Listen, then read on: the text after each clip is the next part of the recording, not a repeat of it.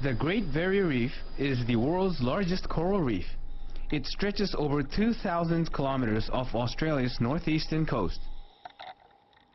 But now this natural wonder is in danger.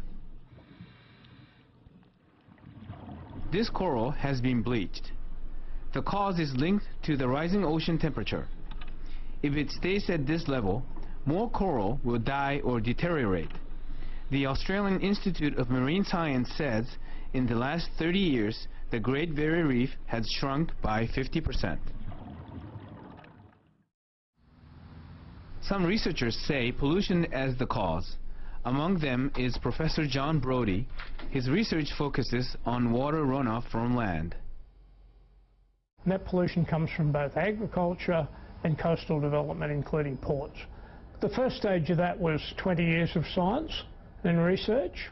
We did lots of research and science and showed in fact that agricultural pollution was a real problem for the Great Barrier Reef.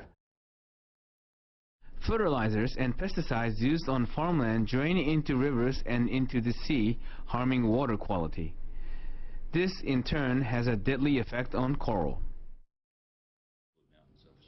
The situation is so critical that Australia's government has launched a plan to halt a coral reef decline by 2050. We need to sustain the effort.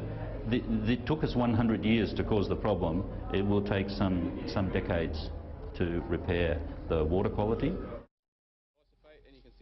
The government's policy has encouraged many local farmers to start making changes.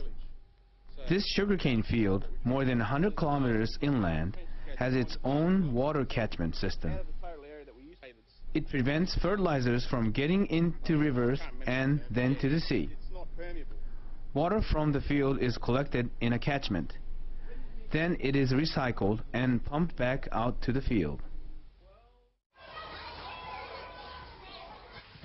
Students take part in the conservation effort.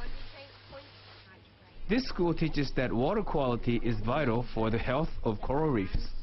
Water for raising fish and growing vegetables is treated before it's released.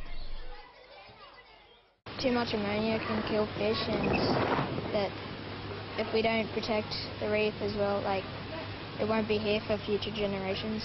I guess litter is the big thing, because a lot of people do litter in Australia, and we don't want that to get to our Great Barrier Reef.